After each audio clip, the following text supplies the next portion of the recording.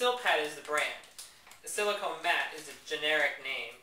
And I've never really tried them. I've never really had a need to buy more than one, really. I would like another one. I think two would probably be good for the average household. But, you know, if you guys hear anything about how a non-brand name Silpat goes, let me know. I'll put it out there. But this is the kind of brand we use in school. So like I said, all I'm doing is I'm just balling it up, and then I'm just pushing it down a little bit. Now this cookie's really going to spread, so you really want to make sure to leave some space in between. You also want to, just like every other cookie, every other baked good, you want to make sure that they're even sized, so that way they bake at the same rate. You don't want to have one that's completely raw, and then you're going to have another one that's, you know, burnt. I'd say about 4 to 6 should fit in the Silpan just fine. Now I'm using 2 sheet pans. I don't know if you can see that. And that just, you know, I've gotten used to my oven. It just seems like everything just burns in the bottom. And so a double sheet pan works really well at preventing that from getting burnt. And you can do that for anything. Cakes, if you have a cake pan, you put it on a sheet pan, it's double panned. So, we've got 4 cookies on the table, or on the sheet pans. And we're going to go ahead and put them in the oven. Now, whenever you buy sheet pans, if you're really going to be adamant about double panning like I am, make sure you buy 2 at a time. Because it seems like every manufacturer has a different idea of what a sheet pan size should be. So unless you're in a commercial kitchen, you're never going to find 2 that are exactly the same unless you buy the exact same brand.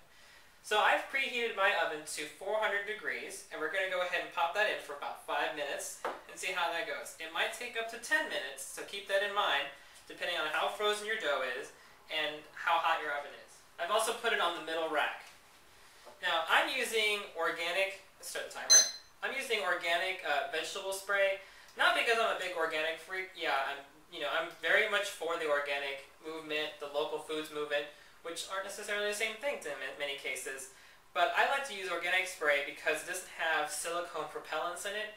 And yeah, I'm baking on a silicone pad, but this will stick to your food. You know, it's like oil.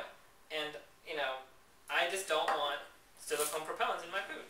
Okay, the cookies are just about ready. It's been about 8 to 9 minutes. I think I probably made the dough a little bit too thick, so when you press it down a little bit more than I did.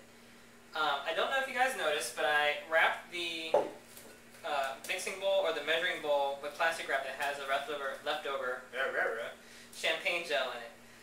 That's just to keep stuff from falling. You also want to take your cookies out a little bit before they're ready, because there's this thing called carryover cooking. And what it is that when you pull something out of the oven, it doesn't immediately stop cooking. It's going to continue to cook for a little bit longer, because the pan's still hot. It's still, you know, pretty much at the same temperature the oven's at.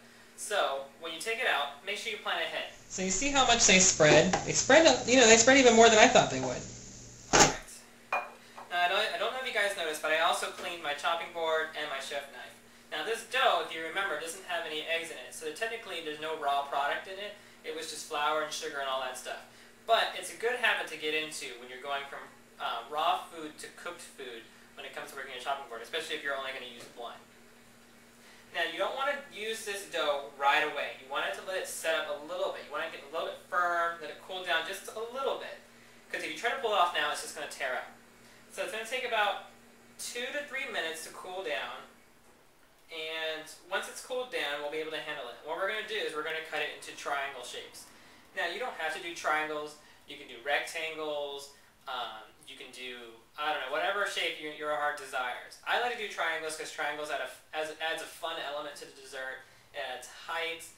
It's a very easy shape to do, so it only takes 3 cuts. And what you do is you just cut it into rectangle pieces and then just cut up and down, so that way you have triangles. You don't have a lot of waste. Not that there's a problem with waste with a cookie, because you can just eat the waste, right?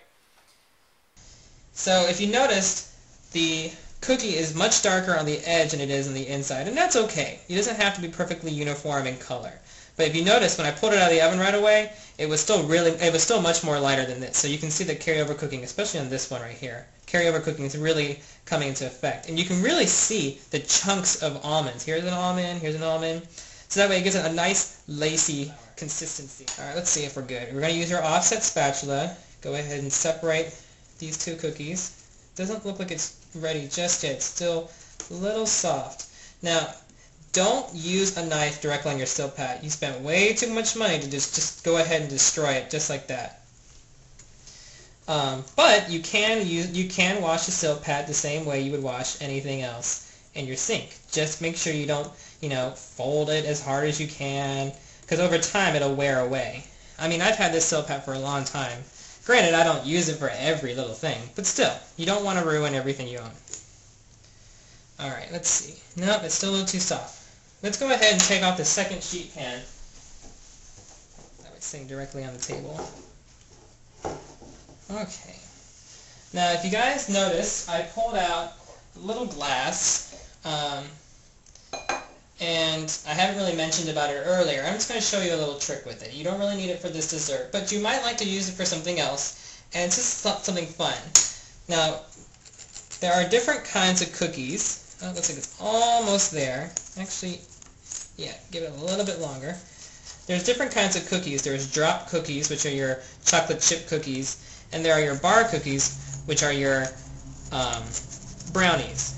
I think there's about 7 kinds altogether. And these cookies are technically called formed cookies. Formed cookies, and you can form them after you've baked them in the oven. Another cookie that's like that is the tuile, which is really, really popular in restaurants. The only problem is, like this one, humidity is its worst enemy, which is why you can't bake this ahead of time.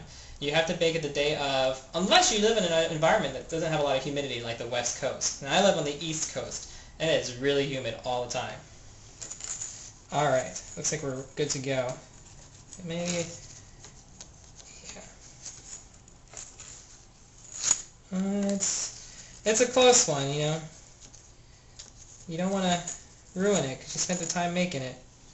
Let's give it another minute. It's probably been about, what, 3 minutes now?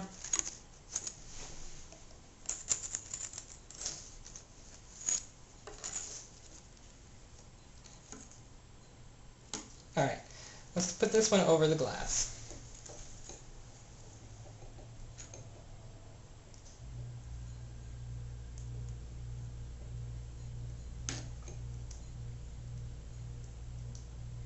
And what's going to happen is after it's cooled off, it's going to stay in that bowl shape. And you can use this bowl for ice cream, for sorbets, other things that are creamy, fruit. And it adds a nice edible bowl consistency. Now obviously you wouldn't want to just serve it in that because the ice cream will leak right out when it's melted. This one looks like it's ready. So bring this over to your cutting board. I'm going to move this.